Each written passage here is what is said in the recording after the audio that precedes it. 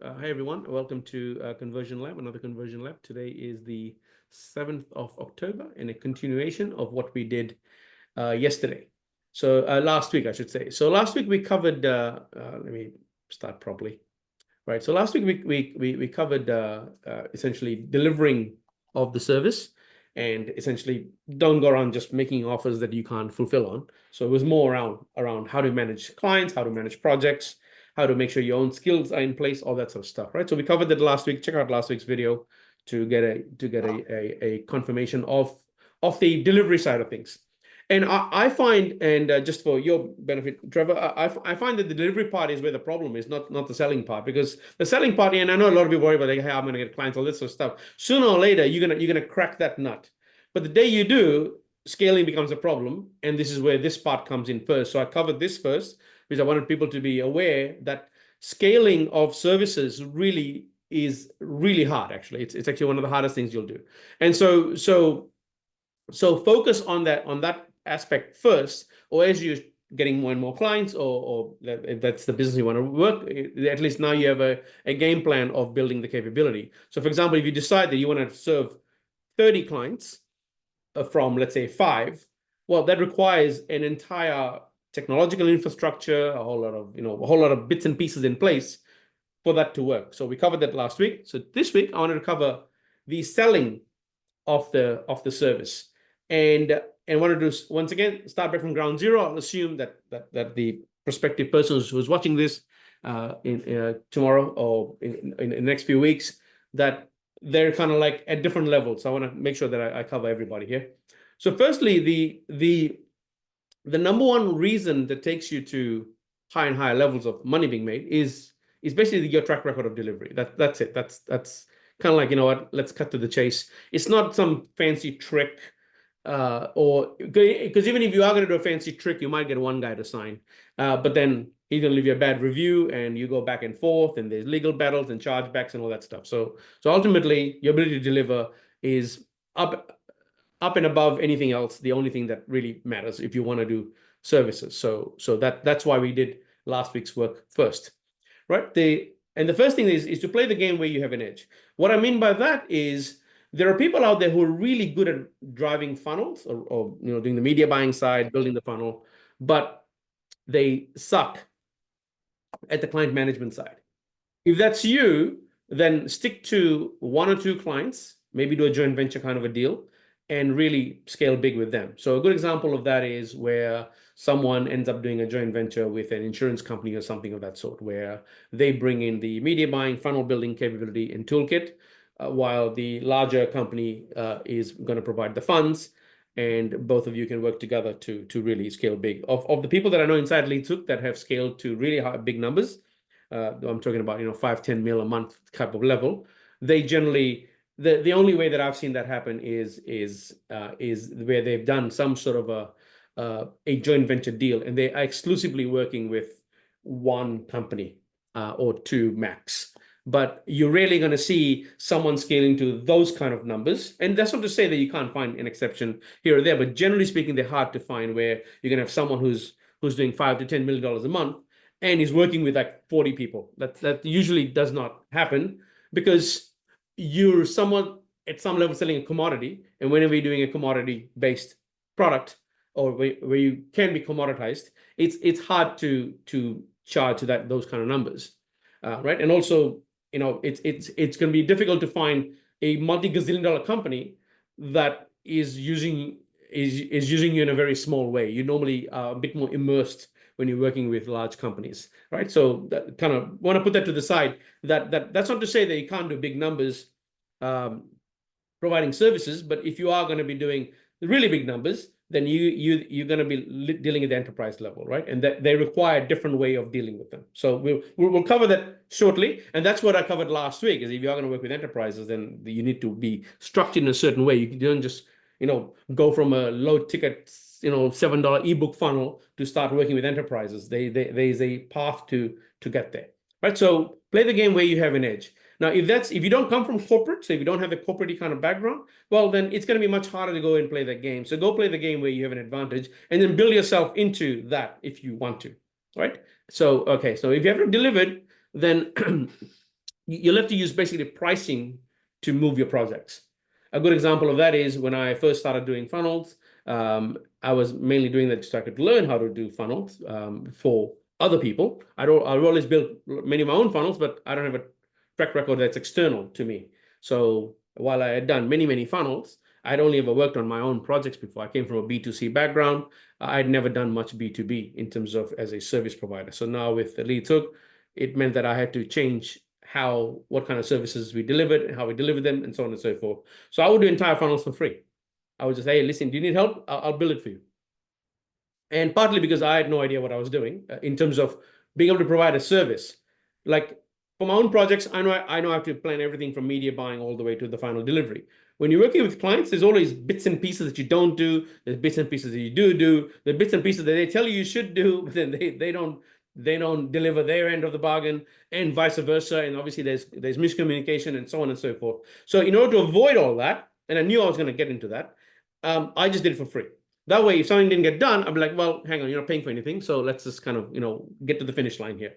And that taught me a lot about that almost everybody is extremely disorganized in what they're actually doing. So how I started with, I was doing like free stuff, and then I was doing $100 stuff, and I started doing $500 stuff, and then at this point I'm doing 20, 30K plus stuff as well. Very rarely though, because I find that if I do this really high ticket or high price, I should say, a high ticket is a matter of opinion. Some people will find 20K high ticket, and some might say it's chump change. So I'll leave that word out of it and just basically focus on the fact that you can sell higher dollar value type projects, but they're much more involved. You do require a lot more things to take on. The higher the price is, the less and less the client does, but you're still relying on them because at the end of the day, it's their business still. And so I find that you managing the client part of it really ends up becoming quite draining. I don't particularly enjoy that. I'd rather just get the job done. But if you enjoy that game, if you're a people person and you really like, hanging out and, having lots of meetings and stuff, which is usually what's required to play that game, and those systems processes in place to be able to deliver at scale, then that's not a bad place to be. But I find that the value exchange is not there. So you might do something for 20K, but then they'll end up making $500,000. So therefore, the value exchange is missing. And so anyway, so I've offered rev share, or I've actually looked at rev share and profit share, but I always walked away from the deals. And the reason for that is because I always found them to be quite difficult to execute at scale, because you have a bit of an informational disadvantage. What I mean by that is, so let's say, for example, if I do a deal with someone and I say, hey, listen, it's going to be, let's say 5K a month plus 10% of revenue or 10% of uplift and all that kind of stuff. And let's say they already have a running business, they're doing $1 million a month. Well, but the $1 million is not consistent, right? So some days it's 950, some months is 1.1 million. So where's that line? And so now you got to really worry about tracking and what they contributed versus what they didn't contribute. And if you couldn't get the tracking done in place, then it's going to be very, very difficult to explain what's your uplift versus what uplift came from the stuff that they're doing. And you always start sort of negotiating on those sort of things. The only time where it can work is where you create a brand new campaign, but those businesses are quite rare. Like it's not going to be a very common scenario where you're working with an insurance company that hires you to do, I don't know, some like a mortgage funnel or something. That's not going to happen. Usually, an insurance company will hire you to do an insurance funnel, and so they're also got marketing teams internally and a whole bunch of other consultants and stuff they're working on. So how do you work out what's your contribution versus what's their contribution? And I found sometimes just that is enough to cause a whole bunch of pain. And so and that's the reason why I kind of walked away. Not that I've looked at lots of those things. I looked at about 3 or 4 times those sort of deals. And I just found that you spent more time rather than getting the job done in sort of working out where's the line, that ensures that you're going to remain on this side.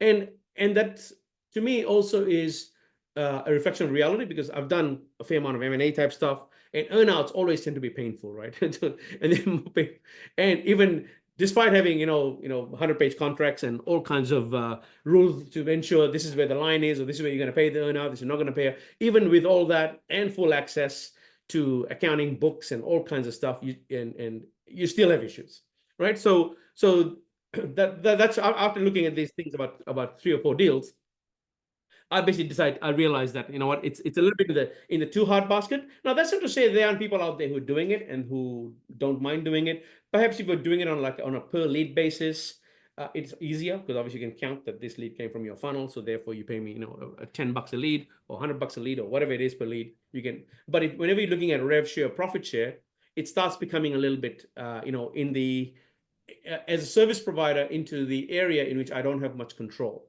especially when you go down to the profit level. Because as a former banker, I know I can play games with the numbers and really massage things. So, for example, I can allocate some costs that don't really belong there, and all of a sudden cut your share out, and things of that sort. Now, obviously, I don't want to say that everybody out there is a scumbag and will try and do that to you. But the point is that now it's your problem to also become an expert in financial due diligence and making sure that you're not being, robbed of your commissions. So as a result, I've generally walked away, or haven't done any rev or profit share type stuff because of my prior experience in banking.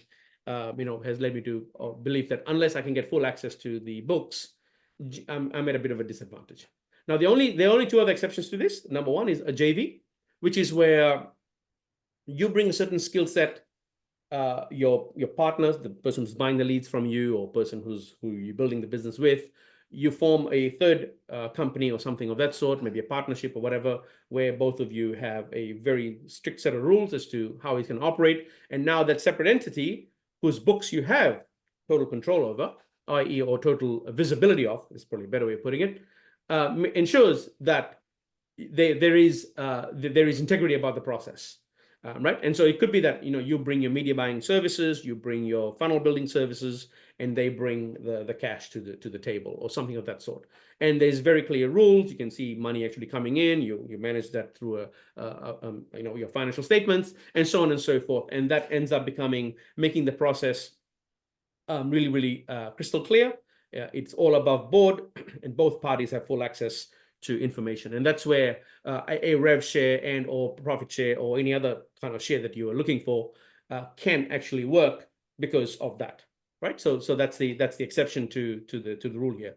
But generally speaking, if whenever and I've been brought into transactions where people have tried to do rev share and profit share, and I've always said, well, what if this happens? What if that happens? What if that happens? And they can never find me a satisfactory answer, because it's not like the client is going to say, here you go, here's the login for QuickBooks or something, here's the login for whatever, the accounting system. That rarely ever happens. So you're obviously at a bit of a disadvantage to see what the hell's actually going on. So that's the main reason why I generally haven't done them. Now there are people out there who promote them quite heavily. They're saying, hey, listen, this is the kind of stuff that we do. Then by all means, probably get some learnings from them as to how they've done it. But whenever I've seen it being done at scale, that is, and not like one payment a month, for 2 months, and then they fight, like anywhere where it's been a long-term relationship, it's always been some kind of a joint venture type of a deal. We'll bring X to the table, you bring Y to the table, and we'll grow the pot or the party together, and we'll make some stuff out of it, do a split out of that. Another common deal that I've seen where JVs have worked, this is where you have someone who's got a fairly large social media presence, so they have some sort of they have lots of following, but they haven't been able to monetize that following. So they may have a YouTube channel, or they may be big on social media, or whatever it is, or maybe have a book, but they haven't done the course and the coaching programs and all that sort of your higher priced products that come off the back of that. They haven't done that part. So this is where you could be the provider of the services, where you're saying, hey, listen, I'll work the funnel out for you. I'll even run the media, so on and so forth. You are the talent, we are the machine, and we'll get 70%, you get 30%. But all you got to do is just turn up once a quarter to record a brand new webinar or something, an automated webinar, or rock up once a year for a live event. And whenever we tell you, maybe record, I don't know, a handful of ads, video ads for us on your mobile phone while you're traveling around the world or doing whatever that you do. And that's the other way in which I've seen this work, but that's more in the info marketing space. Right now, if there's any questions, please feel free to add in the chat. I'm just sharing my experience and the issues that I've had with this area. Now, yeah. So if obviously if you guys have other experiences around, like you've been able to make a profit share or rev share work, please feel free to sort of unmute your mic or put your hand up. Happy to have you explain how you were able to execute that where it was not a JV or some sort of ownership type deal, where it was just you were just purely an outsider and somehow you got checks for years and months. If that's been experience, let me know. I'm more than happy for you to contribute to this. Once again, this is the way I run my business, and so I'm going to share my experience. But there are others out there who obviously have been able to make it work. But I've always found the negotiation is you waste a little bit too much time on it to make it worth your while. All right. The other part is I've actually been offered outright equity. That's the other part. I've never done a deal like that because what was required time-wise from me, I wasn't prepared to commit that much time. So that's not to say the deal wasn't bad. It just meant that I was growing leads hook, and I wanted to stay 100% focused on that. And so for that reason, I turned. I did not accept the equity in this position. Yeah, they'd given me I think about 10% vested over 2 years or something along those lines. It wasn't a bad deal. But when I did the review of them, I found they were a little bit too disorganized, which means I was effectively going to be a CEO, not just someone who's just contributing in other ways. So yeah, I didn't think the deal was gonna work out based on the time commitment that I would have had to put in to make my equity worth something. All right, I hope that makes sense. So once again, any questions on this, please feel free to unmute the mic. I've got quite a bit of experience on this JV type stuff, equity type stuff. Not a lot of experience in rev and profit share. Not that I don't know how to do it. I've just never been happy enough to pull the trigger on getting a deal over the line for that. So yeah, all right. Leaving that aside, all right, let's move on to the next thing. There's no questions, which is don't kind of BS. Now, I know there are courses that teach you stuff like make your clients pay for your learning. I find that to be a bit of a integrity issue there.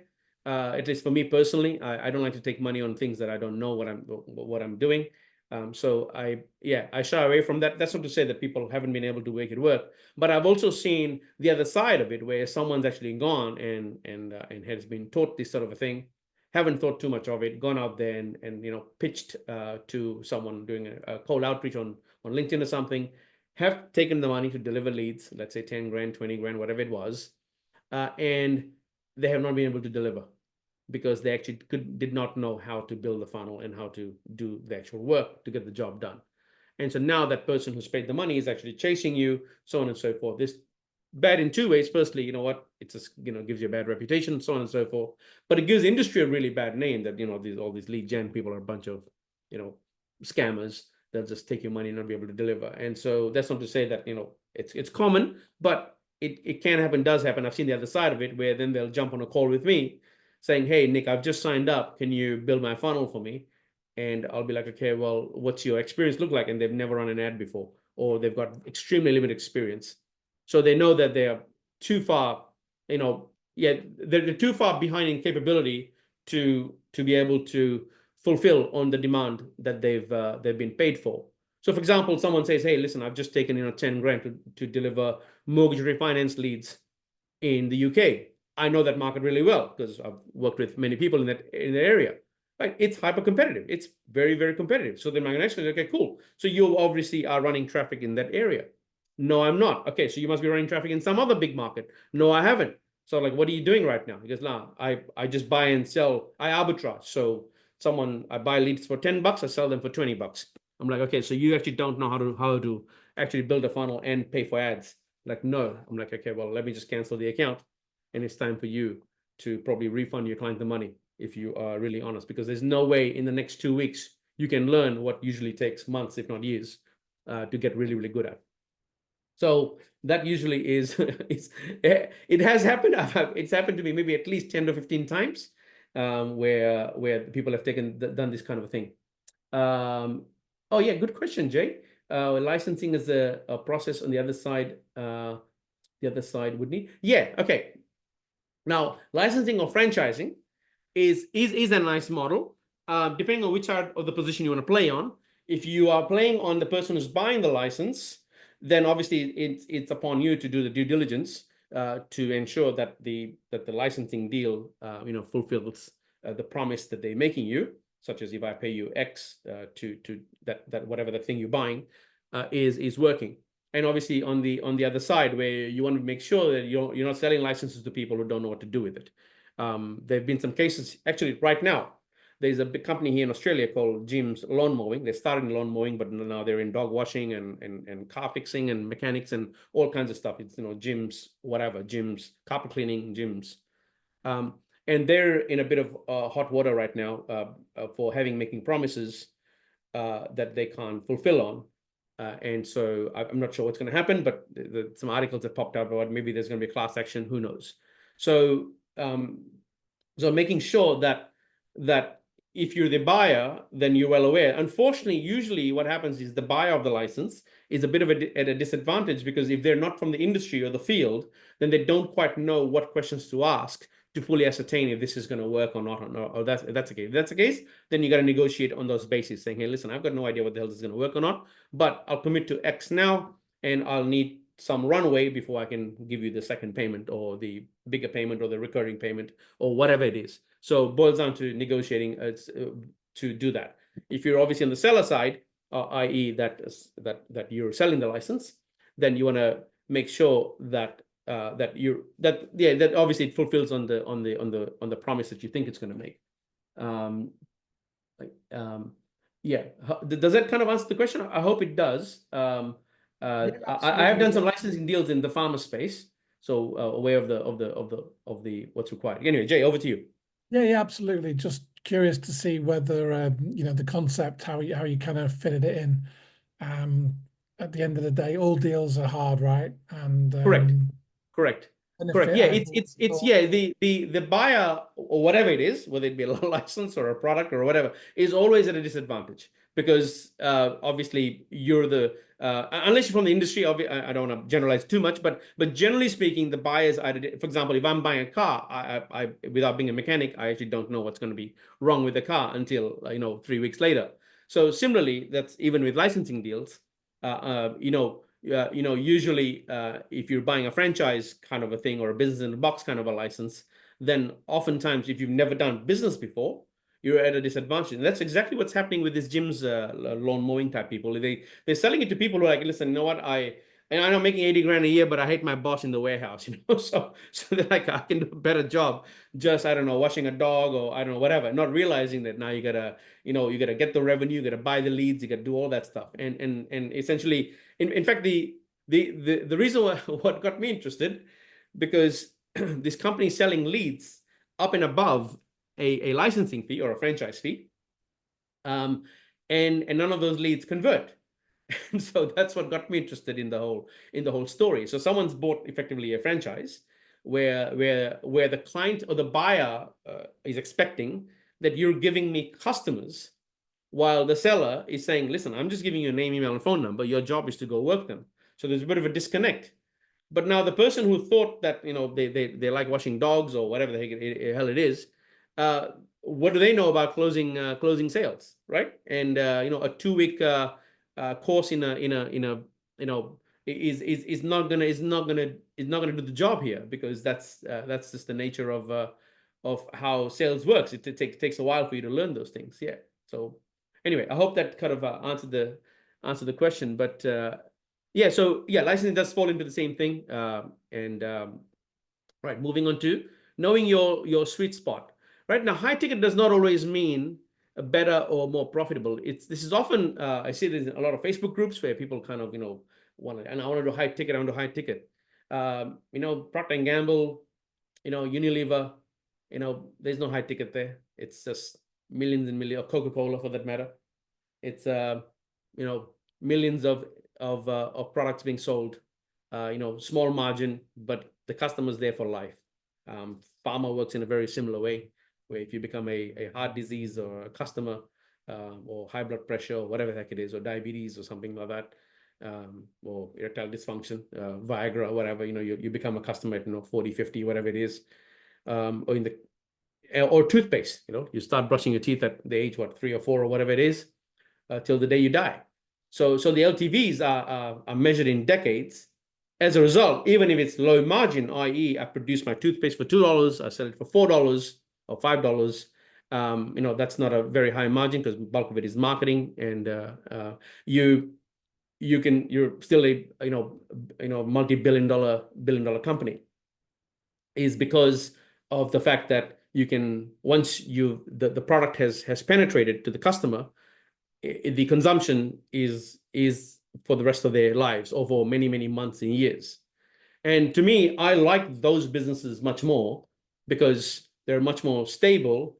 Because if one customer leaves you, it has 0.0001% impact, right? So while generally speaking, the higher ticket stuff, the margins look good because it's like, hey, I sold this thing for 30,000. My cost was zero, but it's not zero because you're spending your time, energy, and money and weekends trying to deliver on the service, or your team is. And if something goes wrong, it still comes back to you. So it's a bit of a responsibility to be selling high ticket type stuff, and it's more prone to errors, i.e., hey, I thought you're going to do X, but you did Y. This didn't quite work as you thought it did, and so on and so forth. All that sort of stuff, right? And so it does not always mean better or more profitable. In fact, there was someone that reached out to me, maybe this is 2016, 2017. They were looking to develop a whole course around marketing and stuff. And and they had already worked out how to get like enterprise level customers. And so they said, oh, I'm going to teach people how to do this. And I said, why don't you just go and get yourself another enterprise customer? I said, do you really need the headache of dealing with, people who buy your course and jump on your webinars, and you got to turn up every week, and if they don't do the work, or they don't quite have the skill set, or your brain power, all of a sudden it's your fault because it didn't work. And rather than just getting another one or two enterprise clients and just stay under the radar. Anyway, they didn't quite go with that option. And it's been hard, very, very hard way to make money ever since. While those at the same time, or one of their students who I happen to know quite well, has gone on to do millions of dollars, who's working with 2 customers. So oftentimes you want to be careful of what you get lured by. Like fame is not a substitute for take home pay. So you want to be careful of that. Sometimes it's the quiet, silent businesses that are really killing it, and there's a reason why they're killing it, because they remain silent and largely under the radar. In fact, all of the people who are moving volume that I know inside Leads Hook, none of them are famous. Most of them have don't even have a post sitting in their Facebook profiles. So they remain quite under the radar, but they're doing lots of movement in terms of leads and or revenue in big markets. So yeah, but it's not being done by selling big high ticket stuff, or it does. They don't necessarily have a very high unit dollar value. It's usually just selling leads and things like that, but they're selling tens of thousands of those things. All right, so just want to be a little bit careful to get seduced by the big dollar number, and you need alignment with that, right? So let's say if you really hate people, then high ticket, which is generally speaking almost always going to be dealing with people, is not going to be a good fit for you. So in that case, high ticket is just going to be painful, and you're going to turn up and it's just going to be really hard to make it work. Right now, it can be high ticket can work, or high dollar value, I should say, can work. Where I'm not including this like strategy coaching type things, because the person just turns up, and while they may do a little bit of research about your business, there is no delivery per se that is going to be necessarily going to be tested. It's not like you're going to build a funnel that someone's going to run, or you run some ads that someone's going to work, or and things of that sort. You basically come here, you negotiate with the person, you're trying to help them to move the needle in some way. And they generally only last a couple of months, if that. These type of arrangements rarely ever last years. So that's the reason why I'm not excluding that. Those are nice gigs, but they only last a couple of weeks or a couple of months. Yeah, it's very rare to have a coaching or a strategy person that's going to be buying that from you for 5 years, right? So for that reason, I'm leaving that. But those are very nice when you do them. Yeah, they're intellectually fulfilling. I myself have done it every so often, more just as a way to learn. I've always ever used this as a way for me to generally get a better idea where people are struggling with, and where what other value can be added to the marketplace that I'm not aware of. And sometimes just researching is not enough. You got to kind of go deep. So sometimes I'll do this type of stuff. Very, very rarely now. But if that's your gig, then you need a funnel that constantly gets these people. So I'll cover funnels very shortly. Right? You have to find a place where you can deliver value, but does not require you to rethink what you'll do over and over again. Right? If you're having to rethink, then you have to charge more. That's just the nature of how that part works. So knowing your sweet spot is extremely important part of this, and where you got to know yourself as to where you can add value and where you can't add value. And so don't go around chasing other people's businesses just because some guru or some guy out there says that, oh, he sold something for 50 grand. Doesn't mean you should go and do the same, because his business may be aligned to that, or maybe he's only done one transaction like that and it sucked. And so now he's selling it as a service to you on how you can do a $50,000 sale, right? So just be very careful as to before you start jumping into that. Right, there's no questions on this. I'll move on to the next part, which is right, selling done for you. Okay, so the idea of your ideal prospect will evolve and change over time as you learn more about yourself, more about the kind of work you're doing and the fulfillment that you're doing, right? And there is no one best thing for everyone, right? There's only one best for you.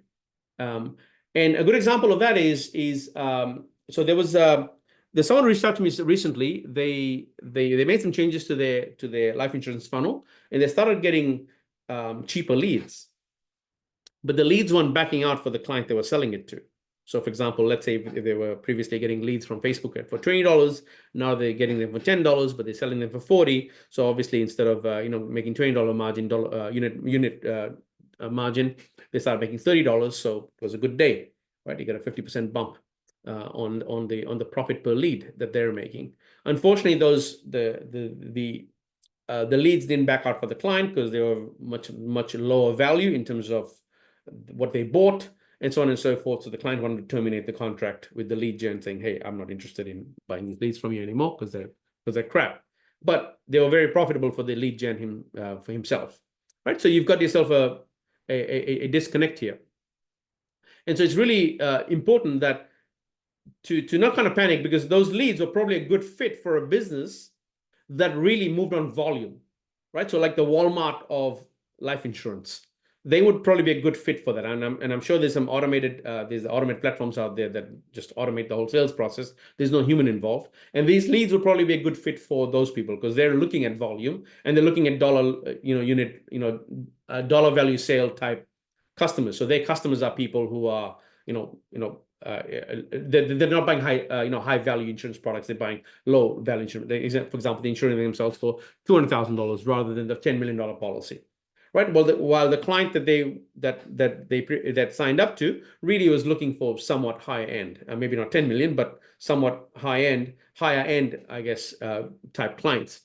So the goal here was, well, now you start getting low value customers. What do you do with them? Well, you can go and find yourself a buyer of those leads. So as you can see here, that there's really no best fit for everyone. And if your sweet spot is joining low value leads, then you just got to make sure that you find yourself a client or a sales process that is going to be largely automated where that does work, right? So they're not necessarily bad leads.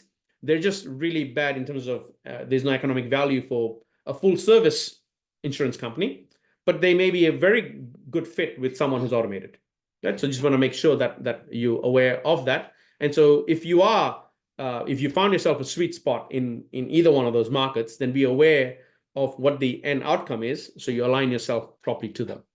Right. So, and what you enjoy and have a competency in has to be respected. You can't just go around chasing other people's businesses. Other business can become quite hard. Right. So knowing the type of customer that you can deliver value to, and the opportunities that exist in that. Right. And the people who you should not be working with, you want to be quite clear on that, who you don't work with. So right now, leads look, because we don't have a client services division, i.e. where like account management, I should say, not client services, account management. We don't have enterprise customers. And in fact, when we get inquiries for those, we actually say we decline them. We say, I'm sorry, at the moment, we can't really serve you. And it's not that I'm not aware of the issue but there's so much low-hanging fruit in the small to medium-sized businesses that it makes no sense for me to needlessly complicate my life and business by going after an enterprise level customer today. That's a battle that I need to fight, a year from now or 2 years from now or whenever, but that is not today. So that's the reason why I'm very well aware of who we should not be working with, because they're looking for a full service, which is currently something we don't offer. Right. Okay, now looking at the sales part of it, I've blocked into phases. I'm going to cover the three or four phases today, and I'll cover the rest next week, which is going to be more on the high value stuff. So done for you services, obviously phase 0. This is for anyone who's watching this who has no idea how to do any of this. Go and grab a few courses on Udemy, get yourself the technical understanding. So if you want to do marketing services, then you got to know tracking and marketing, persuasion, all that stuff. So you want to make sure you gain it. And the reason I put this in there, because I've run into people who have gotten money from clients, but they don't quite know what they've sold. And with the example that I shared earlier, right? So don't be that person, right? Phase 1, it should say no track record, no tracking record, no track record. This is where you've actually said, okay, yeah, fine, I want to get into marketing, I can see a future there, so on and so forth.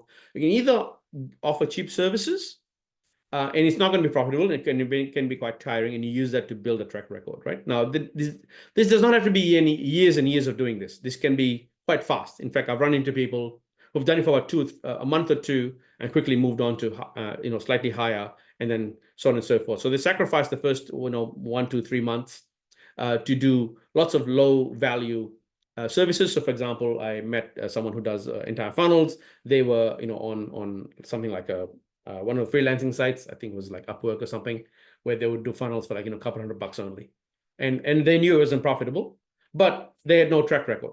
So after 2 or 3 months, they had about 15, 20 under, and they were able to piggyback off that to then start moving to higher value stuff. In fact, the clients that started getting on our Upworks, they could just price things better because they had a track record to show, saying, listen, this is the kind of things that I can do for you, right? Or go get a job. And nothing wrong with that. I know plenty of people who've gained a job and had the employer pay for their capability. So if you find a good fit there, go ahead and do that, right? So once again, I'm covering everything for everybody here. And then now this comes the main part of the whole thing, which is phase 2, which is you play on one side of the game. Sorry, I wrote this in a rush this afternoon. Where you play as an affiliate, which is the first thing you're going to do. This is where you'll do media buying, the marketing, the persuasion, tracking analytics, the data analysis, the decision making, your profit and profitability and finance part. You do that part only. You do not do the client management side. So this is where you'll be joining an affiliate network of some sort, where you'll just be driving traffic to affiliate offers, right? And this is a great way to learn the one side of the game, which is the media buying funnel building side. But if you can do that, it goes all the way to tracking analytics, goes to data mining, data analytics. Obviously you got to do your P&L. So it gives you a very good understanding of what to drive the business with. The only thing that's missing here is the client management and client services side of things, or the lead distribution side of things, right? And that can be your phase 2 that you do at some later point. But if you are going to do both of those, then it does make life difficult, because obviously you got to know all this technical stuff, which is this side, and you got to know the people stuff, which is on the other side, and some technical stuff, because with one-to-one consent and lead distribution types things that exist out there, it can be technical on both sides, but generally speaking, most of the technical capability is on this side. And if you've gained skills here, you can easily translate that to on the lead distribution side. So you pick the side you want. Personally, for me, I think this is the side that is universally applicable. You can actually go and work for anybody else. If you don't like, getting your own clients, you can, join somebody else. These are the people who do good JVs. So you do this part and you work with a big client who gives you the money, and you don't have to worry about the client side at all. Just as one or two people to work with. So stick to this side, and that would be your phase 2. Once you've mastered this side, now you've gained the capability to start doing the entire funnel. I sometimes find that people have no experience or very little experience, and they want to jump into a big market to do everything. And that is that's not to say it can't be done, because there are obviously freaks out there who end up making it work. But oftentimes they're the exceptions to the rule. They're your outliers that kind of really, they just got either lucky, or they just found something that was a sweet spot, or they had a favorite experience in a few of these things before they came to the game that made it easy for them to transition into that. If you're not, whoever's watching this is not that person, then don't do that, because your odds of success dramatically drops the minute you start spinning lots of plates, right? So stick to being an affiliate for at least a couple of months, and then transition into the next phase. Get some runs on the board first. Right, then comes phase 3, which is low to high. This is where you cast a wide net. Usually it's like a book funnel or a challenge funnel or some kind of a lead gen type campaign, where you could bring in the learning crowd, or it could be a score, could be a self-diagnostic tool, things of that sort. Good if you don't have a track record with clients, but you know your stuff. So this is where you've gained a lot of capability as a affiliate, but you haven't worked with clients yet, right? But you know your stuff. You know how to make a solo funnel work. You know how to make a whatever your industry vertical funnel work. Now you're looking to get clients, so you can, instead of giving the affiliate network 25%, you wanna put that in your pocket. And so you would do that by moving into this type of a funnel. Now, these are not mutually exclusive, like just because you do this, you can't do something else. But what I want to cover here is that you go from your ads to your quiz or your diagnostic type thing, your ads to a webinar, ads to a challenge, ads to book a call, something of that sort. I'll cover that one next week, which is the straight to high. And this is where you transition. You have a much wider funnel. You get a whole bunch of people to get your low value stuff, or perhaps a PDF or some score or whatever, and then you move them to a book or something of that sort. And then the book causes the issue of, well, if you want this done for you, then you contact me. So your book or the challenge people end up becoming, because they're aware about how this adds value now, because you've taught them through the challenge and the experience. And now it's like, well, you can do it yourself, but it's gonna take you 5 years or whatever, X months, X weeks, or I can bring my team and really speed this up into days rather than weeks. And so that's essentially what the proposition is, to get to the done for you services. So these are how do you transition from what you're doing to a done for you service, and this would be the front end to that back end right there. The next week we'll cover, because I knew this is going to run a bit long than usual, where we'll be looking at straight to high. And there's a significant amount of people that are in this segment as well, where they just want the answer. They don't want to go through a challenge or a book or any of that sort of stuff. They just like, listen, I run a $50 million business. I don't have time to learn this crap. We're looking for blah outcome. Just do the damn thing. All right. And there's a fair amount of people in that segment. So we'll be covering that next week, where we're looking at lead gen, outreach and so on and so forth. And then I'll cover also the types of funnels that work. Maybe show you a few diagrams on what to do. So today I just want to cover the selling part, in terms of how do you think this thing through. And this often makes it easy for you to then sell, because now you know exactly where the gaps are in your own capability. So you know exactly where to position. Also, I meant to say that when you come down to anything up to phase 2, which is C here, well, you actually don't need to talk to anybody. Really, it's just signing up to affiliate networks. Perhaps you can talk to your affiliate manager, but that's about it. Beyond that, it's just dealing with machines and sitting behind a desk. So if that's your style more, where you don't like dealing with people, then this would be a great place to start and perhaps remain.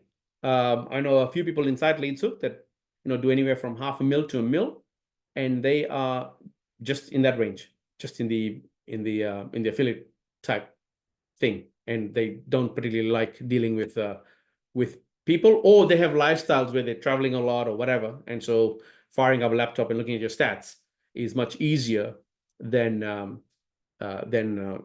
getting a team to go with you, or have meetings, all that kind of stuff. So if that's so anything up to C or phase 2 is pretty much self-sustaining and does not need any external people. This is where you start dealing with people, and so we'll cover that part next week in a lot more detail. So anyway, that covers this week's so the presentation part. Usually it's quite small, but today I wanted to get into this, because I see too many people trying to sell done for you services when they're not ready for it, or they're have a bit of a mismatch, and so then end up making life a little bit too difficult when they could have just avoided a whole bunch of problems. If the goal is just to make money, just follow this phase. And skill set, right? So once again, as soon as you move to phase 3 or higher, you need a lot more capability, a lot more skills, because you need to write a webinar, and you need to build a full funnel, you need to know how to write a book or get a book done, and how to run a challenge, lots of automations and all that sort of stuff. Now, AI is making life a little bit easy in that front, but nevertheless, you still need, at this point, some understanding of what the hell you're doing. It's not quite automated as it's been made out to be. Right. Any questions on this stuff? We'll cover the second part of this in next week's call. Feel free to unmute or just or pop a question in the chat.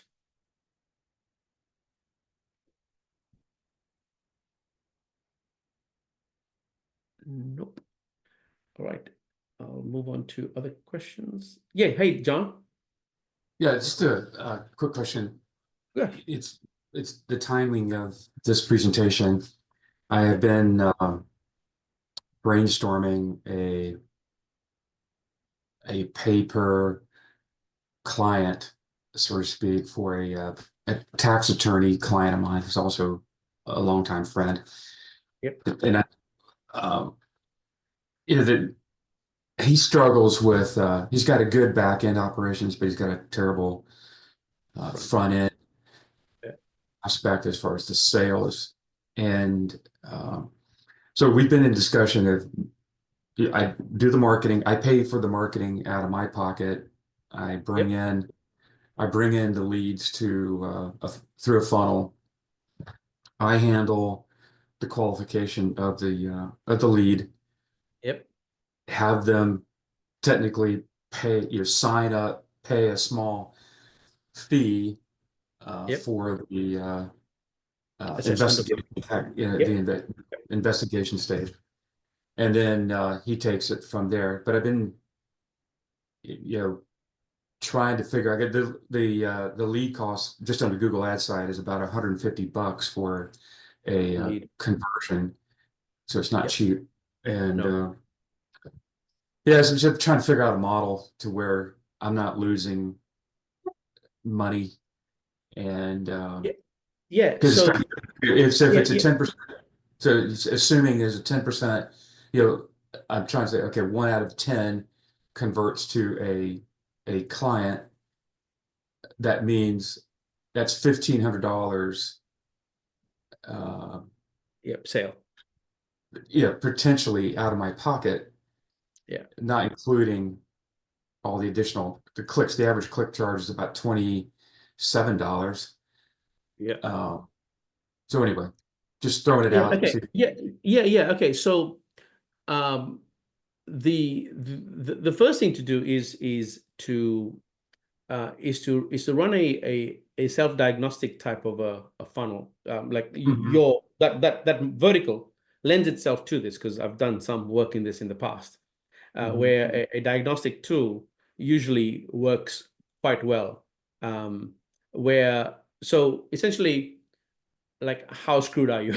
Basically, is the maybe not in those words, but you get the idea. And they obviously tell you, I've got federal tax of this, or my state tax of that, and so on and so forth. And you can basically say that, listen, it's a grave situation, and you can really use at that point, as much fear that you want, and that's to your own judgment as to which way you lean there. But that often tells you what is the value of the lead you're working with. The other thing you're doing is, as they're answering the questions, you're profiling them to see what kind of keywords, especially if it's a Google search, is giving you the type of intent that's coming through.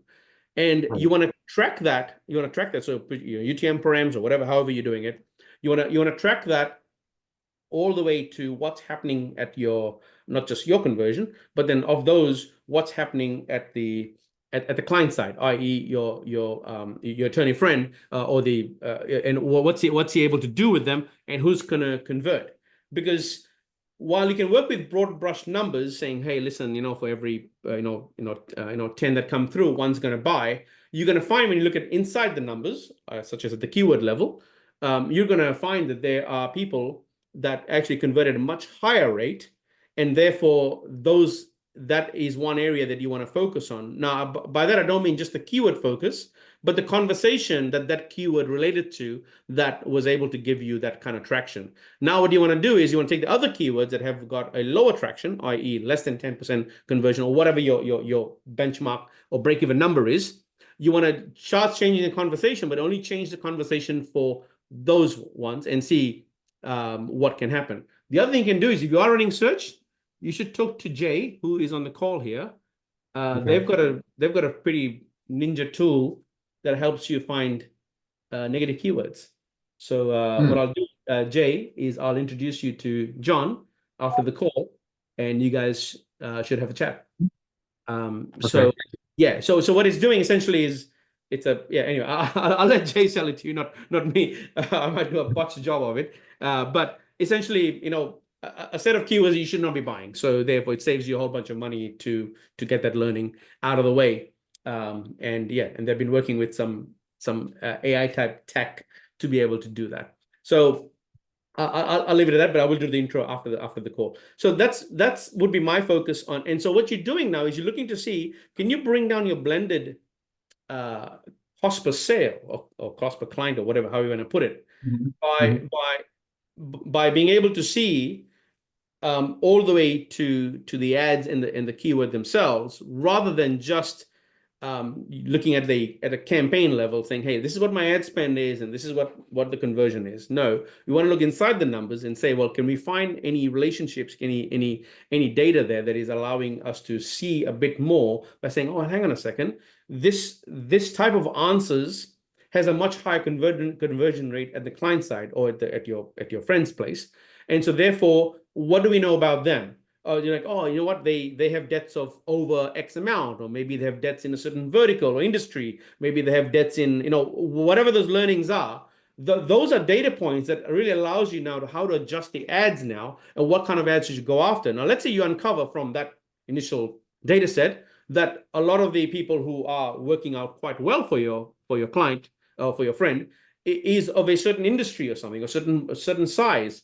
Well, guess where you go next? You go straight to LinkedIn, because that allows you precise profiling of the type of people that Google search taught you that's going to convert. So now you're taking the Google search data to populate or to then now take that insight and go into another channel where you're probably going to get straight to the lead or to the most qualified person who's going to buy your stuff pretty straight away. So I hope that kind of makes sense as to what the goal here is. The first one is we want to be able to get visibility into what type of Google search campaigns resulting in what kind of client, and then go back and change or know which kind of ads and or keywords are giving you the right intent so that they convert.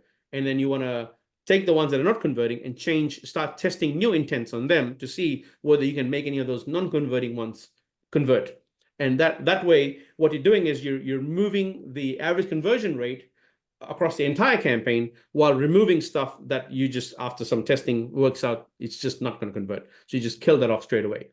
But along the way, you've now uncovered the types of business sizes, industries, whatever states, or types of debt, whatever the different nuances are of this space. Then that allows you now to have a very good profile of what to do a LinkedIn campaign on. So you can start that as an outreach.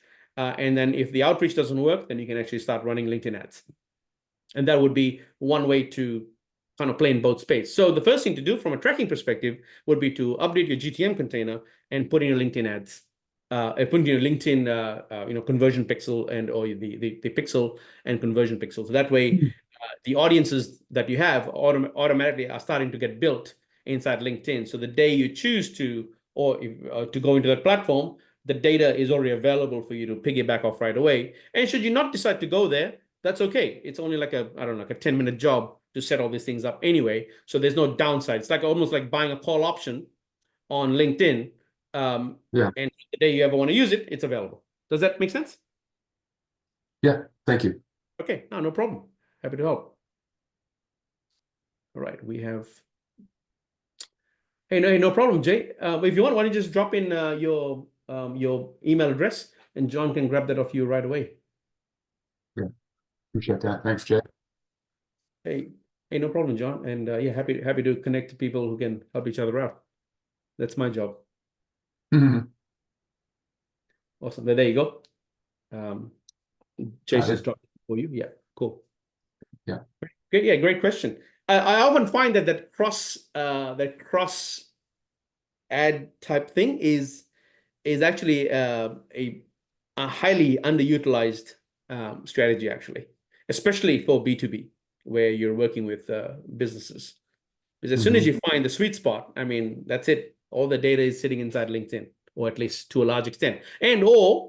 Let's not forget, you can now you've got a very good B2B profile, list brokers, all that stuff. I mean, you're in the US, so yeah, there is no privacy. So you can Right. get a profile, you can get the data set from any list broker for that, for Yeah. that specific target you're looking for. Right. We have the joy of, I live in Florida, so I have the joy of Okay. preparing another hurricane. Yeah. Well, stay safe. Hope the first one didn't. Did it hit Florida much in terms of damage wise, or did it mainly go? I mean, I keep saying North Carolina or Yeah, something. it did some pretty good damage to the St. Pete, Tampa Okay. Bay, that West Coast Clearwater up Right. to the north. This one is going to hit north of Fort Myers, south of Tampa Bay, and just take a big swath right through the state. It's already at 140 miles per hour, so they've already Okay. just All upgraded right. to a Category Okay. 4. Well, I do appreciate you jumping on the call in the middle of a hurricane or near a Yeah, hurricane. well, So not in the yeah, middle. yeah, Yeah, I just got to no, keep my mind distracted from it right now. So. stay safe. Stay safe. Thank you. Thank you. Yeah. No worries. Yeah. All right, guys. Any other questions from anybody else? Cool. Okay. Well, if there's no more questions, then we'll call it a night. And right on the hour. And look forward to chatting with you guys next week, same time, same place.